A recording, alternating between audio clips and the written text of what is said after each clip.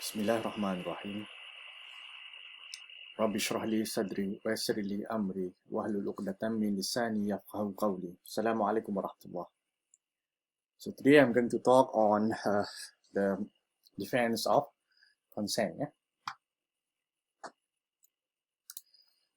So there is no definition of consent under the penal code. Yeah? But there is a definition of non-consent. We'll see that later on. Yeah? Because there is no specific provision on the definition of consent, we have to look at the cases, that try to define consent. And one of them is the case of Abdul Hamid against the public prosecutor. Consent was defined in that case as an act of reason accompanied by deliberation, the mind weighing as in a balance, the good and evil on each side.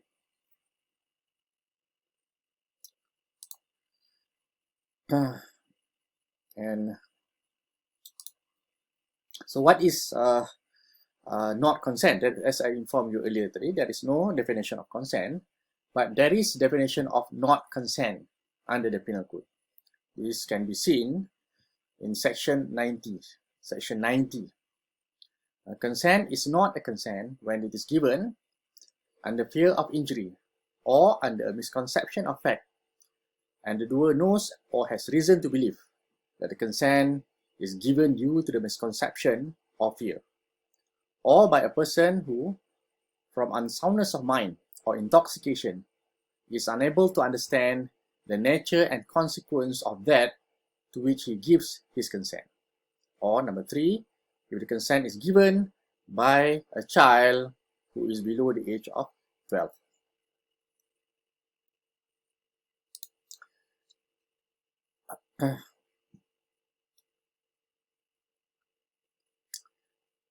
Even though Section 90 puts 12 as the age of consent, consent given by a child above 12 years may not be valid if it consents with rape. Sexual intercourse with a child below the age of 16 is rape, is an offense, despite her consent. And then offenses under Section 300, this is murder, under Exception 5, where the victim consents to suffer death or risk. This is what we call a partial defense, where the offense of murder will be reduced to culpable homicide not amounting to murder. And under this provision, this partial defense, the victim must be above the age of 18.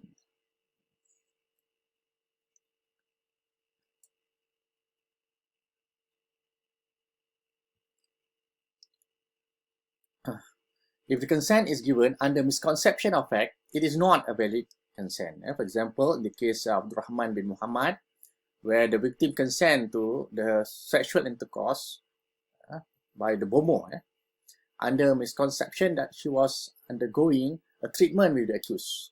So the court held that consent was not valid because she was under a misconception of fact. Similarly, the case of Queen against Punai Fatimah, in this old case, the court also held that it was a misconception of fact. You can read this case from my slide, also from the textbook.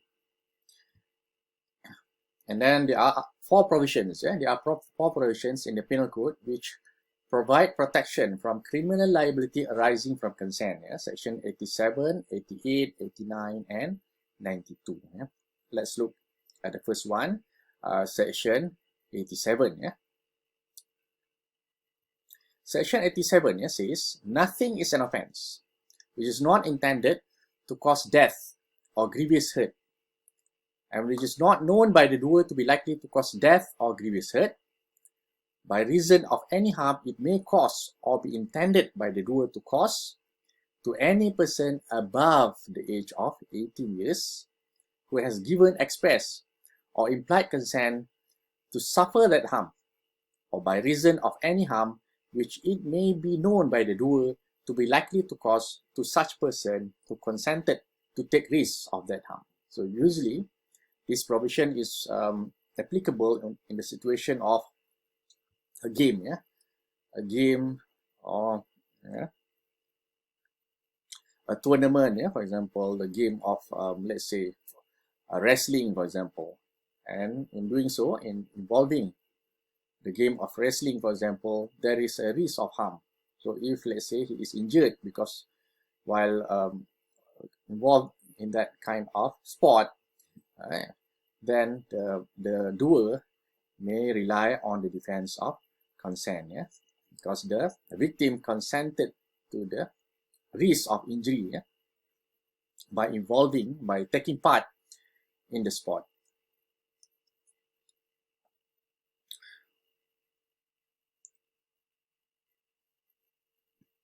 And then there is a case, in this case, Nga Sui Kin against Emperor. The appellant was charged for causing the death of the deceased due to the injury that he suffered. So he told the victim, told the accused that he was da proof. This is some sort of kebal. So he told the appellant to test by cutting his right arm. When the appellant did that, his arteries were cut and he was bled to death. So in this case, the court held that he was the accused was able to rely. The accused was allowed the defense of consent because we believe that the victim was kebal, was da proof, because as alleged by the victim. So he did not have the intention to cause death or grievous hurt. He believed what was declared or stated by the victim. And then section 88, section 88, another provision. Section 88, act not intended to cause death done by consent in good faith for the benefit of a person. Nothing which is not intended to cause death is an offense by reason of any harm which it may cause or be intended by the doer to cause or be known by the doer to be likely to cause to any person for whose benefit. If you look at this provision, the main word, the main difference here, it is for the benefit of the victim in good faith and who has given consent, whether expressed or implied, to suffer that harm or to take the risk of that harm. So usually this is on the defense for surgery, for medication, as you can see under the illustration. A surgeon, knowing that a particular operation is likely to cause the death of Zack, who suffers under painful complaint, but not intending to cause Zack's death and intending in good faith for Zack's benefit, perform the operation on Zack with Zack's consent. A has committed no offense, even though that operation may fail. Even if the operation fail, the doctor, the surgeon, will not be guilty of any offense. And then under okay, this can read on your own. And then section 89, act done in good faith for the benefit of a child or person of unsound mind by or by consent of the guardian. Nothing which is done in good faith for the benefit. So this is similar to section 88, for the benefit of a person under 12 years of age.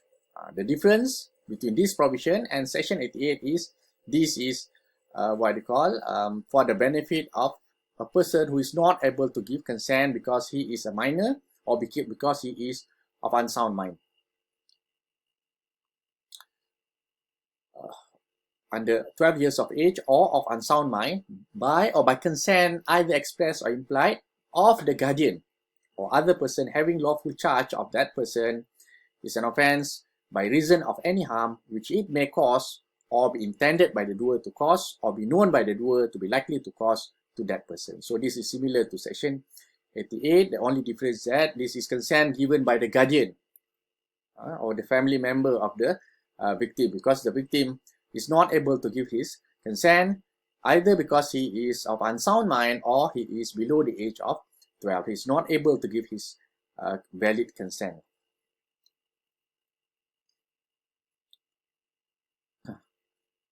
This is the example. You can see the example is quite similar to the illustration under section 88. The only difference is that the consent is given by his guardian. And then section 92, act done in good faith for the benefit of a person without consent. If you look at section 87, 88, 89, all these with consent. But here, section 92, without consent. Act done in good faith for the benefit of a person without consent. Nothing is an offense by reason of any harm which it may cause to a person for whose benefit it is done in good faith, even without that person's consent, if the circumstances are such that it is impossible for that person to signify consent, or if that person is incapable of giving consent and has no guardian or other person in lawful charge of him from whom it is possible to obtain consent in time for the thing to be done with benefit. So if you look here, this is for the benefit of the victim, but the victim is not able to give consent, and there is no guardian to give consent on his behalf. In that situation, if the accused or the offender doing something in order to save the life of the victim, and let's say it risks the death of the victim or risk the injury to the victim, then the offender has committed no offense. Example can be seen under the illustration. If you look at illustration C, it will be easy for you to see illustration C and D. A surgeon sees a child suffer an accident which is likely to prove fatal. Fatal meaning he or she may die as a result of that injury, because of that accident, unless an operation be immediately performed. So he must do something. If he doesn't perform the operation, then definitely the child will die. But there is no time to apply to the child's guardian. He performs the operation in spite of the entreaties of the child, intending in good faith the child's benefit. A has committed no offense. So in this situation, even though there is no consent, the child doesn't give his consent, and the family member of the child does not give his consent because there is no sufficient time to get permission from them. In this situation, if the surgeon does that for the benefit of the child in order to save the child's life, then he has committed no offense. And then if you look at the explanation, mere pecuniary benefit is not benefit within the meaning of section 88, 89, and 92. If you look at section 88, 89, and 92, all these must be done for the benefit of the victim.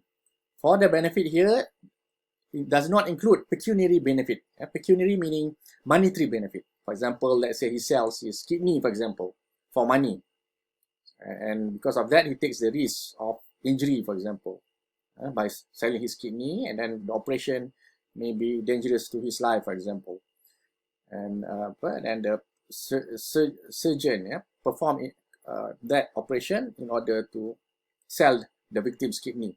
In that situation, it may not be considered as what we call a benefit under section 88, 89, or 92. So he may not, the surgeon may not be able to rely on the defense of consent.